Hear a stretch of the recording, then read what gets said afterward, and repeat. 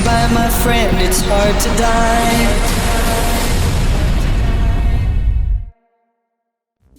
Hello and welcome to Can't Get Enough of Keanu, the nation's only Keanu Reeves-based podcast. No, this is Bomb Squad Movie Night. I am your host and master of ceremony, and I feel like what my shirt implies right now, Joseph Henry Vrenick, and today I have with me Tanner.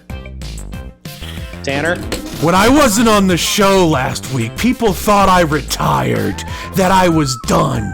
But now that I'm here, people keep asking me if I'm back. And now, I think I have an answer for them. I'm thinking I'm back! Hi, I'm Tanner Richard Kraft. I'm a very confused pencil salesman. I'm Theon Greyjoy. Oh, hey, we have a dog murderer, Theon Greyjoy. The reason this whole fucking series started, if you couldn't tell by those references, today we are talking about the latest action blockbuster to hit the big screen, John Wick Chapter 4. Why we're not talking about Superman? Well, delays. We'll talk about that next week. But before we get into John Wick Chapter 4, we gotta talk about our boy Keanu Reeves. The man, the myth, the legend, the ageless, enigmatic Canadian actor that we all know and love from several blockbuster films, and he's been having a humongous renaissance over the past few years. So we're just gonna start with a very fun question about the man, the myth, the legend himself, Keanu Reeves, and that is, what is your favorite Keanu Reeves movie? Tim, you look very eager to go. Why don't you go first? So I would say that the Keanu movies I'm most familiar with are the Matrix movies and the John Wick movies, but I do want to give a shout out to a little film from 1986 called River's Edge. It's a coming-of-age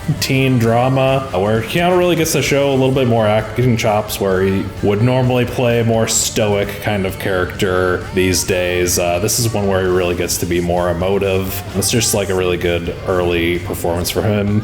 God damn it, Tim!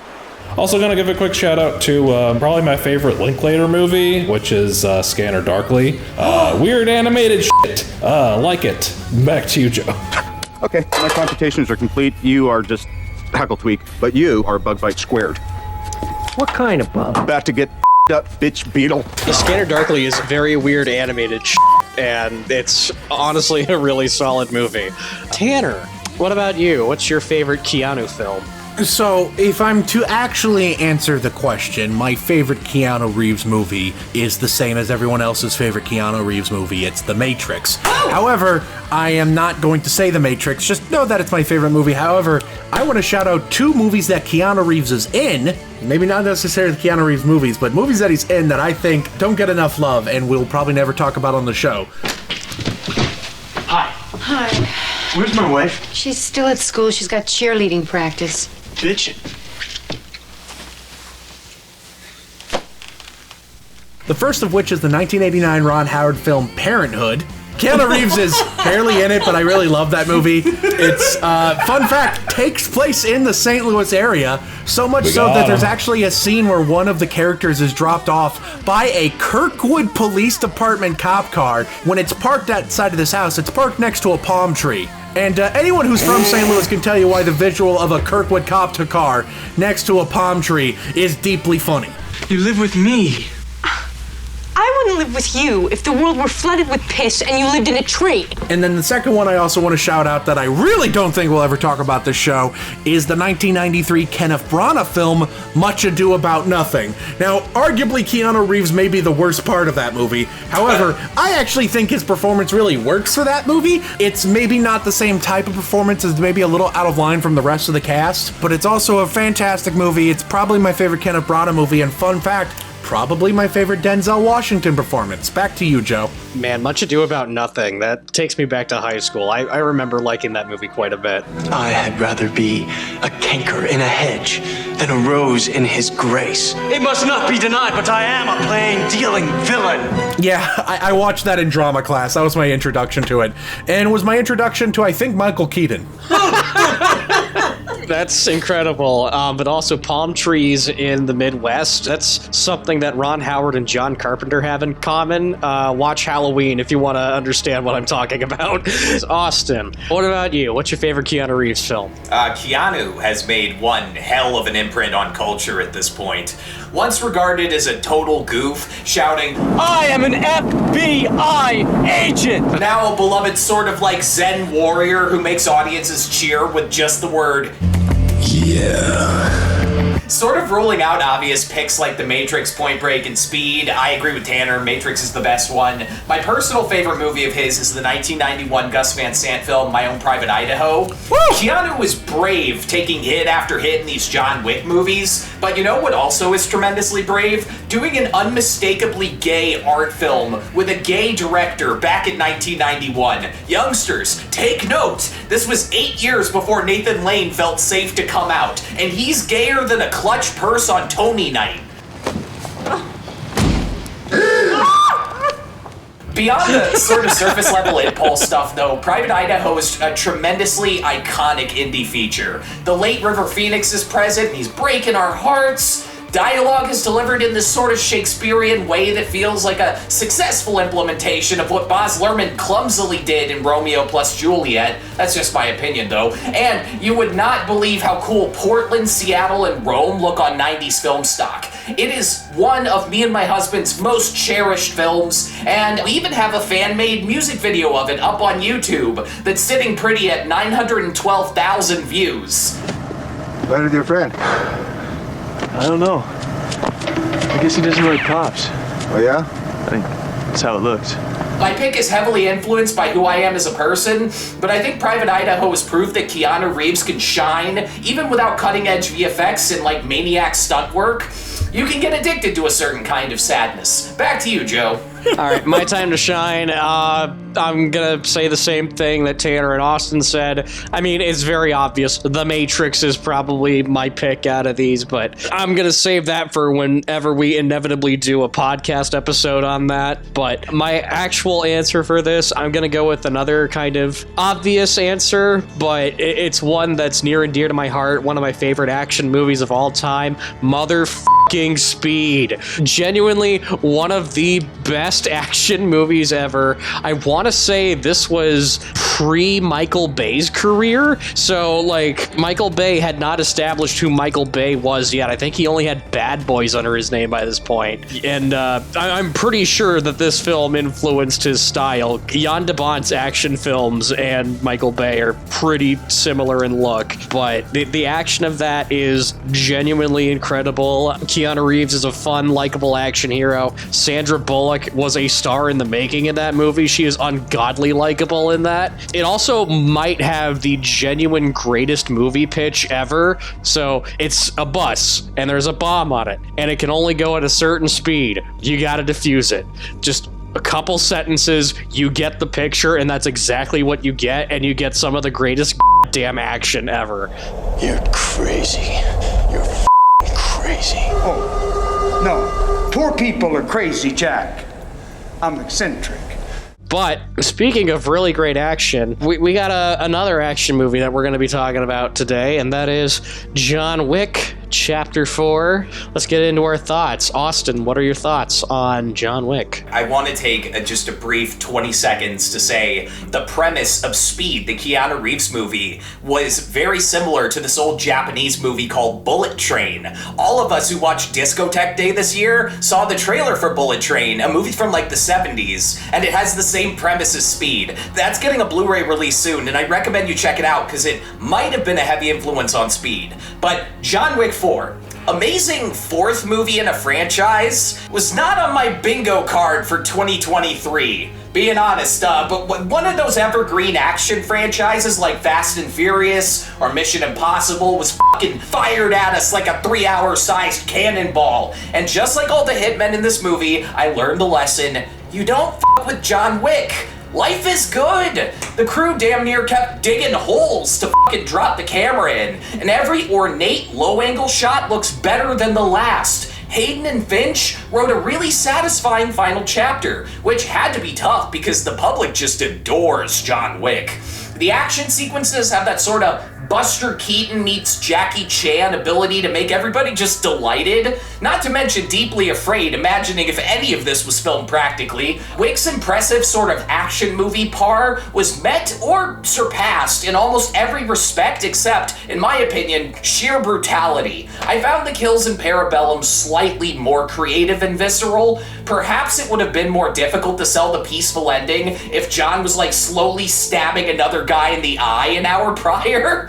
Still, the film is wall-to-wall stunts, even if the kills are slightly less gleefully disgusting to watch. I think it's a noteworthy coincidence that Hong Kong superstar Donnie Yen and British Street Fighter II boss Scott Adkins both have a prominent role in this chapter of John Wick's journey, because the last time I saw those two together, it was in another stellar fourth action movie in a series, Ip Man 4, the finale. Although, unlike that film, Adkins isn't the big bad this time, although he certainly is the largest bad guy in this film, presumably on that Enter the Spider-Verse Kingpin diet of woolly mammoth meatballs and theme park turkey legs. But in reality, John Wick's final boss is Bill Skarsgård as the sadistic Marquis. He dons a French accent like he's about to go tell Ricky Bobby that the Highlander movie was shit. Skarsgård near instantly earns the title of the most hateable villain in the quadrilogy by unceremoniously executing the recently deceased Lance Reddick. If it weren't for the knowledge of knowing Lance's character was appearing in the Len Wiseman film Ballerina next year, this could have been a deeply up way to go out. But in the end, John does what John does, and Barry Lyndon's the Marquis out of existence. A kill that immediately follows one of the most satisfying one-liners since Keanu told Dennis Hopper, "Yeah, well, I'm taller," in Speed. John Wick Chapter 4 is a generous film. Chad Stahelski's directorial ruthlessness and industry expertise gave birth to one of Hollywood's most perfect action franchises, probably since Nolan's Batman movies. I'm adding that Hotline Miami-style Dragon's Breath shotgun sequence to my list of things I desperately wish I could experience for the first time again. What an astonishing logistical accomplishment. These films are sure to go down as classics, and hopefully other filmmakers will try to meet the high bar that the John Wick movies started uppercutting into space 9 whole years ago. Watching somebody count to 4 hasn't been this much fun since Ghost Protocol. I'm giving this one a 9 out of 10. Back to you, Joe. Look at that. Oh, yeah. That's what I want to get coming out of the warehouse. We're going to pass it off to Tim next. Tim, why don't you take us off here? So I was revisiting the first 3 this past week with Cody because I wanted to refresh my mind, and she had only seen parts of the movies before, so I was just like sort of a way to get us both caught up to speed. And then we went to see 4 in the theater the other night, and the first thing I said when we walked out of the theater was 4, 2, 1, 3. That is my new order. 4, I think, is absolutely my favorite out of this franchise. It was an absolute blast. Like, the 2 hours 40 something minute runtime was definitely intimidating, but I think every second of it is earned. It feels like an epic in this series of like fun action movies. Like, it felt like there were all of these like big arcs that felt very satisfying to watch, and then like right as they're setting up the climax, the movie turns into the Warriors for like 30 minutes. As soon as I saw that shot of the close-up of the lips, I'm like, oh, they're doing the Warriors. Yeah. It was one of those rare homages that like really felt in place in the world. I absolutely loved it. As Austin mentioned, I think it's important to acknowledge the recent passing of Lance Reddick and how that made seeing his character die on screen much harder to watch. Like, it hit much differently and much harder than I think they had initially anticipated. That being said, I think Lance would want me to make this joke, which is that Bill Skarsgård basically said, "You need a new concierge." Overall, very, very good movie. The action is absolutely incredible. I do remember like early in the movie thinking like, if John dies in this one, such is life, you know. but Bill Skarsgård does not get to kill this guy.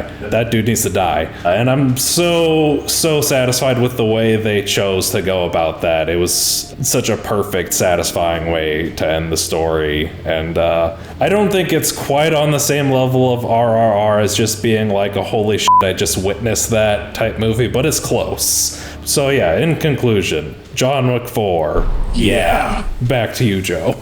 You mentioned the Warriors homage. It's like not only is it framed exactly like how it is in the Warriors, to the DJ's like lips up by the microphone, but they play. It's not the same cover, but they played like the exact same song that they do in the Warriors. So it's a really, really well done homage.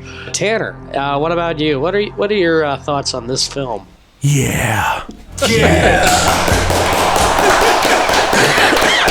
Tim, I agree. 4-2-1-3. Literally what my ranking is as well, which is surprising because after John Wick Chapter... So, a little bit of context, a little inside baseball for you guys. We have a spreadsheet here for the podcast/movie night schedule where we sign up for what episodes we want to be on, so I don't fuck up like I did last year for the Northman and forget to tell Joe when we're recording when he wanted to be on it. Up until like a couple days ago, I wasn't on the one for John Wick Chapter 4 because honestly, I just never really felt the need to see any of the John Wick movies. I hadn't seen any of them until about 2 weeks ago, maybe 3. What happened was, I can't remember what recording it was, but after some recording, Joe sent in the group chat or the Discord server the knife scene from Chapter 3, and I went, oh, I'll watch this, and I watched that, and I was like, are all the movies like this? And Joe told me, well, that's the best of it, but yeah. He even did that over text. It was weird. He somehow said yeah over text. It was fucking insane. So I went to binge the entire John Wick trilogy in about a week.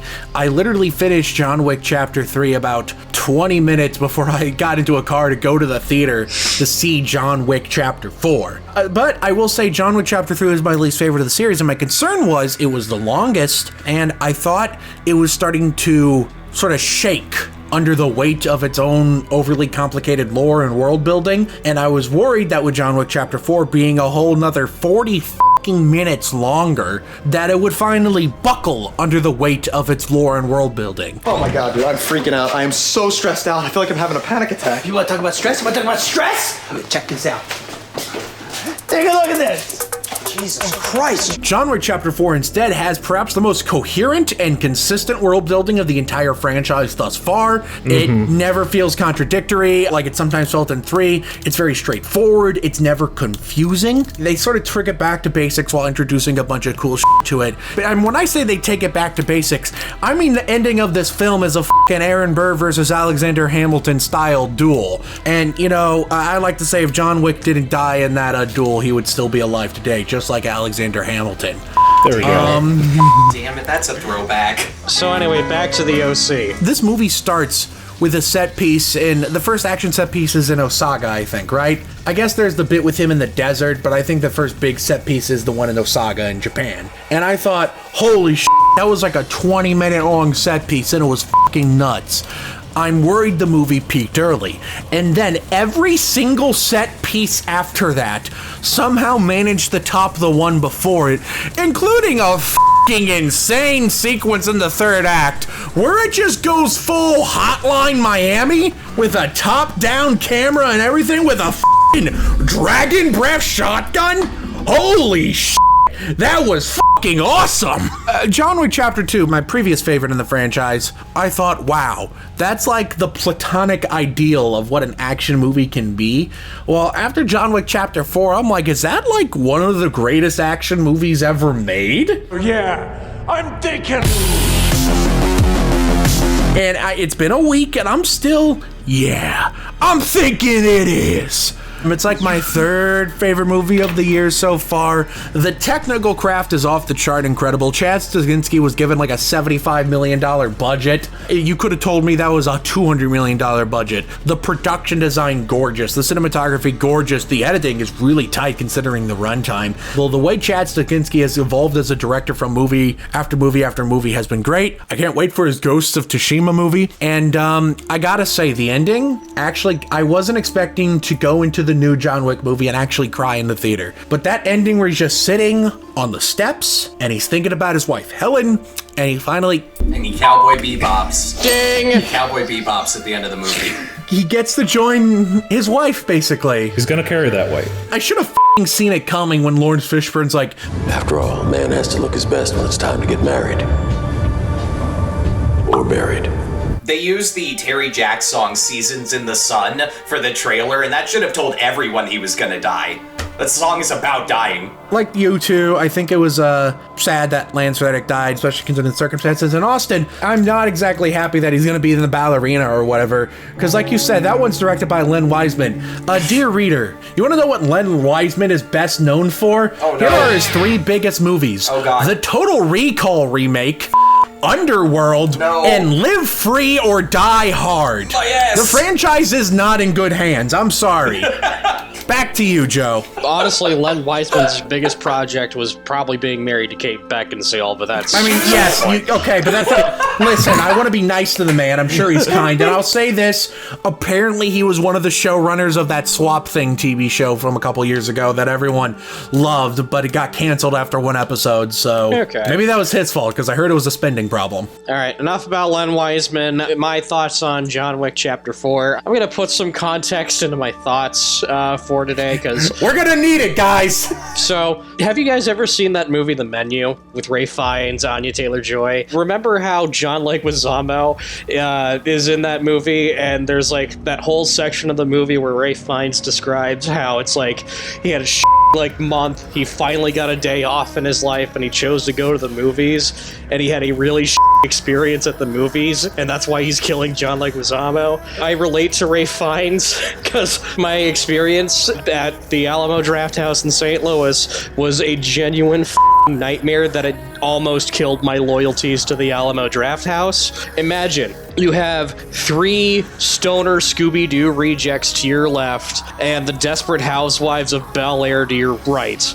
All of them are talking throughout the entire movie. One guy's on their phone. Both the Desperate Housewives, full brightness on their phones most of the damn movie, talking, reading the text, the entire damn movie. Like, that is not even the worst part. The worst part about it was the staff did nothing. I raised that damn order card, I put it in there, got ignored. I do want to say, I didn't mention this earlier, Joe, I think there's something wrong with their button system, because when we saw Air today, I pressed the button to try and get more water, and nobody showed up. Management of the Alamo Drafthouse St. Louis, if you somehow watched this, you might want to look into that, because I genuinely had, this might honestly be the second worst movie theater experience I ever had in my life. Nothing will ever top the time I saw Creed on Thanksgiving, but it was a genuine damn nightmare, and it has hindered my opinion on the movie because I was struggling to focus on a ton of the movie. So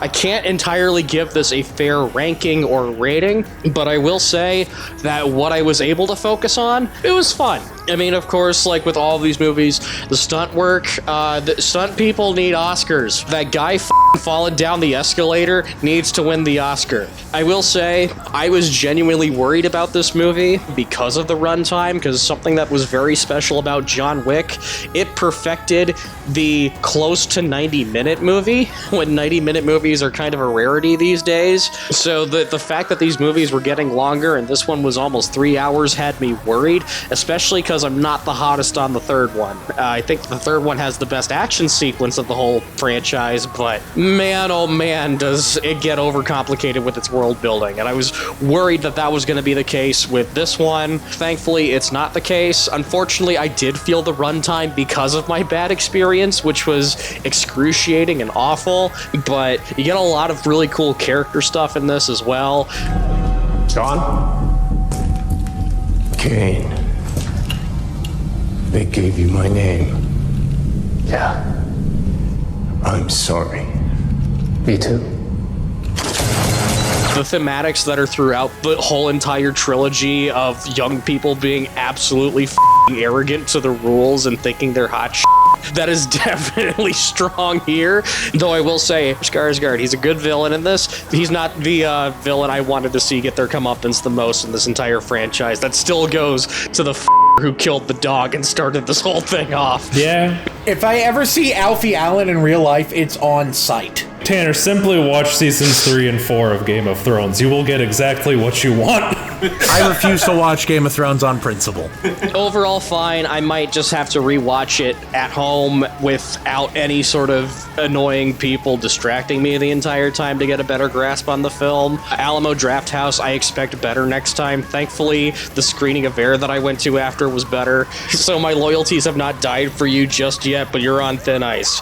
However, we're gonna go to commercial break, and we will be right back with more thoughts and opinions on John Wick Chapter 4. Sorry. I'm sick. I'm sorry. Go to commercial. Yeah. Sharon, would you help set the mood for our new guests? Of course, sir.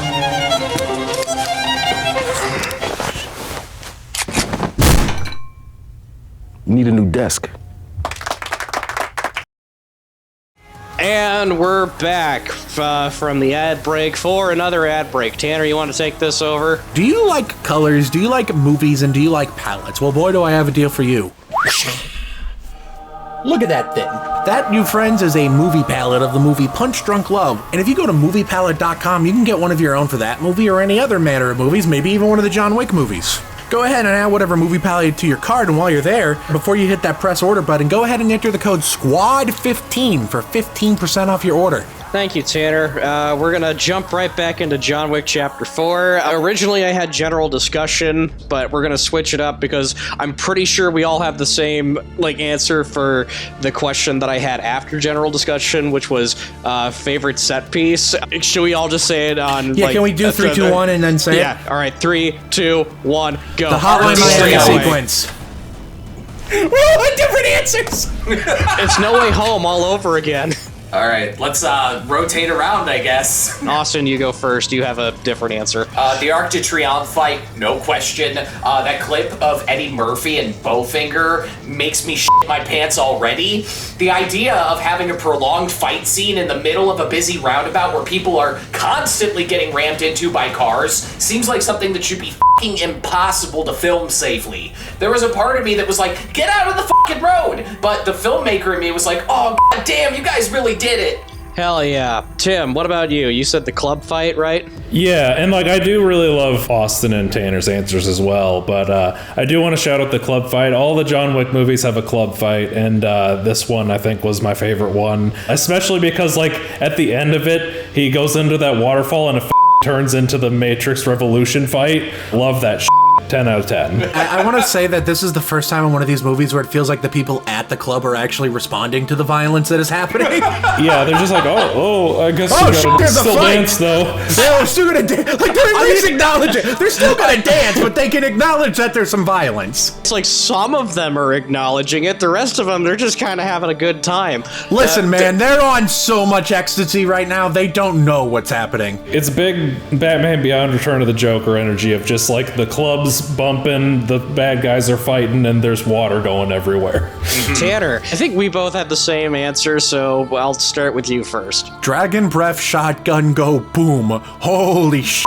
And that long ass takes, and they do it once, and you're like, yeah. And then they do it again, and you're like, yeah! You know, we did not have the same f***ing answer, funnily enough, because my pick is the damn final stairway fights. You know that movie The Exorcist? You know how fucking intimidating those stairs are? I think this fucking stairs scene rivals The Exorcist stairs, because Jesus Christ, there's so many goddamn stairs. He's only got a few fucking minutes left to get to the top of them, and then he gets knocked all the way the back down. In the best act of physical comedy since the Zucker brothers were in their prime. I did love, before anybody even comes up, he just looks at the stairs and he's just like, I do the same thing looking at a normal flight of stairs. No, for real though. You look at that and you feel that in your soul. 2 takes. It took the stunt guy who went down all the stairs 2 takes. The first time he hit a railing. The second time he got what's on film. Oh God. When he gets knocked all the way the down, and then Donnie Yen and a new challenger has entered the battle. That's when got real. I was hyped. My favorite part of the stairway fight is when Donnie Yen brings it back to John Wick Chapter 2. That big guy, you know what he stabs his hand with? With a pencil! I literally like whispered over to Cody, with a fucking pencil. But we're gonna go into general discussion. I have something I want to bring up, but I think Tanner wanted to go first. So Tanner. So, Bill Skarsgård, his French accent is horrible and I love it. It's a dog French accent. It sounds more Dutch than French. It's perfect. There are only two things I can't stand in this world. People who are intolerant of other people's cultures and the Dutch. That's a throwback. That is a throwback, Joe. Anyway, so speaking of comedies that this movie reminded me of, I'm gonna go back to something I brought up. So when that French cover of Painted Black starts, all I was expecting was Sacha Baron Cohen, who's gonna make a surprise cameo in this, and he's gonna get killed off, and it's like it's literally just Sacha Baron Cohen from Ricky Bobby. Like they all take place in the same universe. Hakuna Matata, bitches. You guys remember Klaus, right?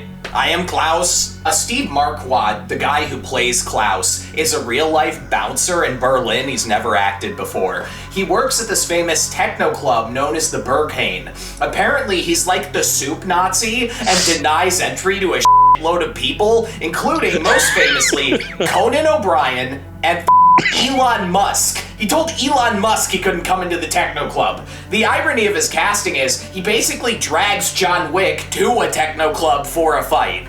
Mr. Krabs is in this movie. I didn't realize it was him until, like, he was describing the terms of the duel. It's like, holy shit, that's fucking Clancy Brown! SpongeBob, me boy.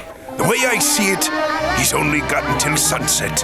It had to be, like, not looking at his face while he's speaking, because I know his voice. I'm like, oh shit, that's Lex Luthor. Just after the duel, Buster Scruggs shows up and just kills Clancy Brown. Okay, so the John Wick franchise is very famous for paying homage to The Matrix in a lot of their movies in one way or another.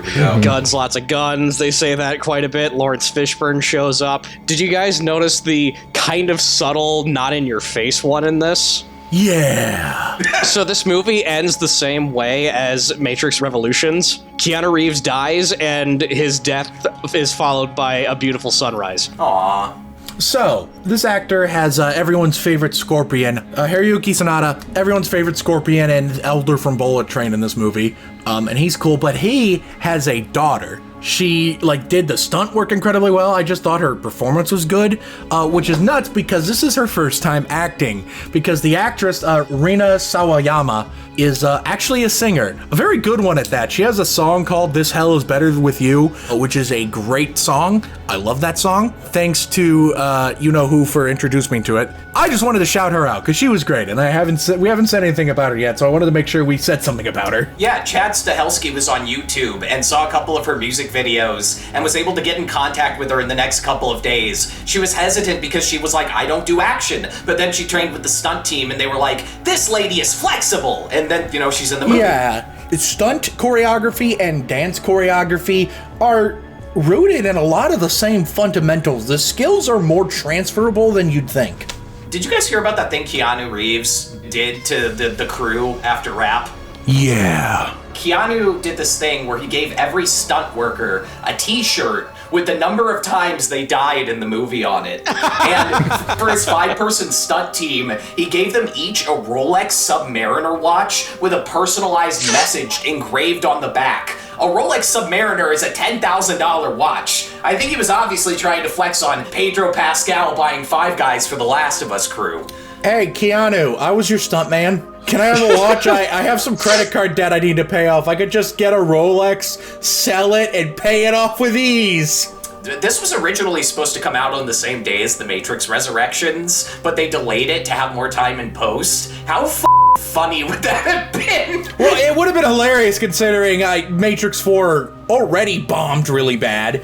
It would have bombed even harder. Yeah. Well, I remember when they were announcing that they were going to be shooting both of those movies at the same time, I was like, I hope they're just the same movie. I hope that it turns out that John Wick was just like an identity in the Matrix this entire time.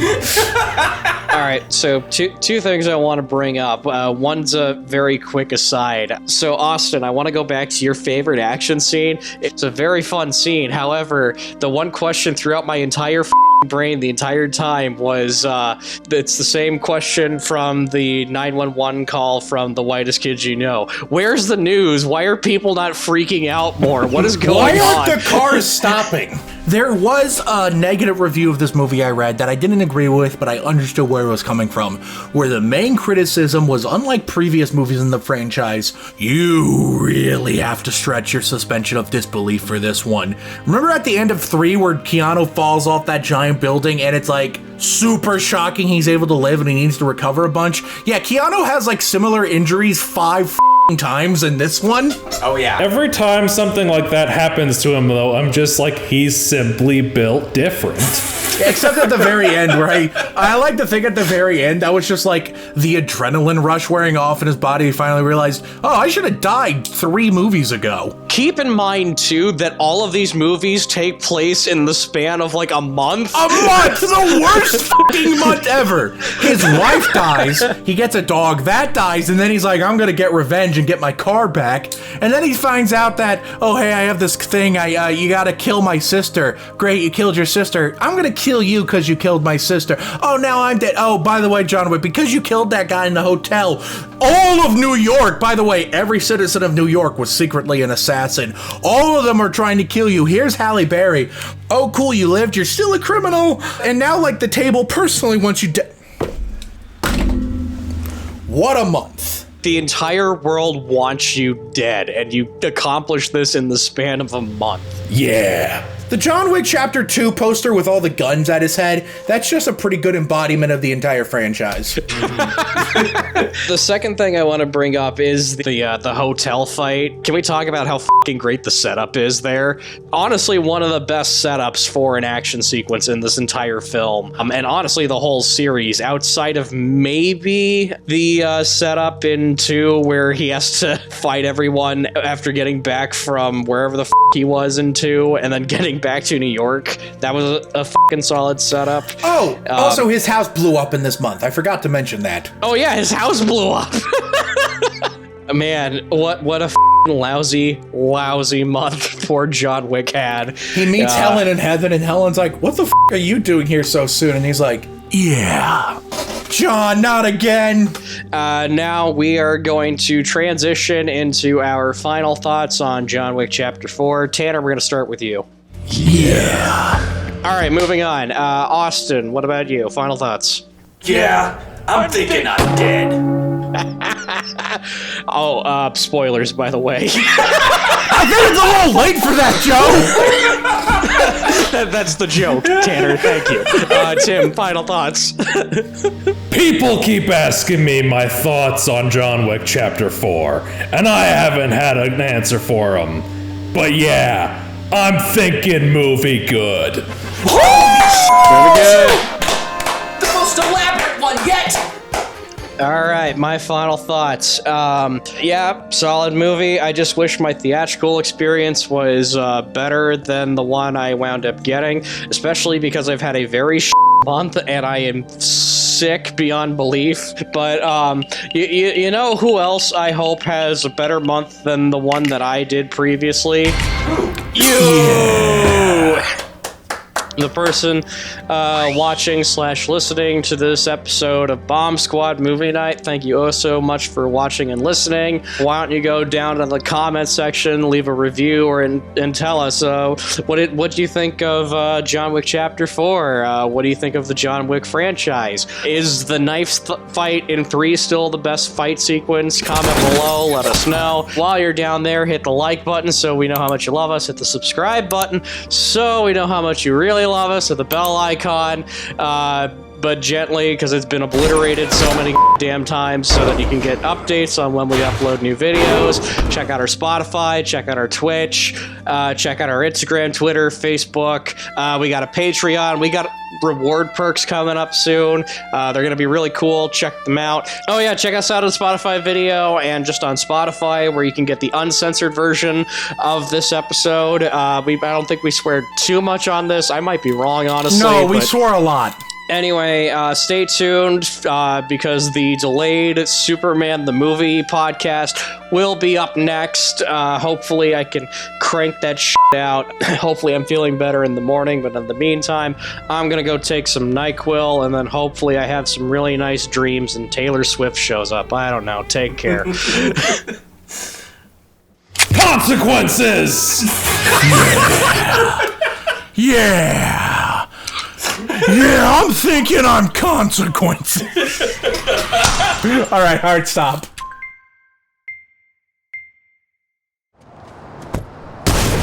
Where is he? Shit! Just slid my ticket across the table and I said, sorry guys, I gotta see about a girl.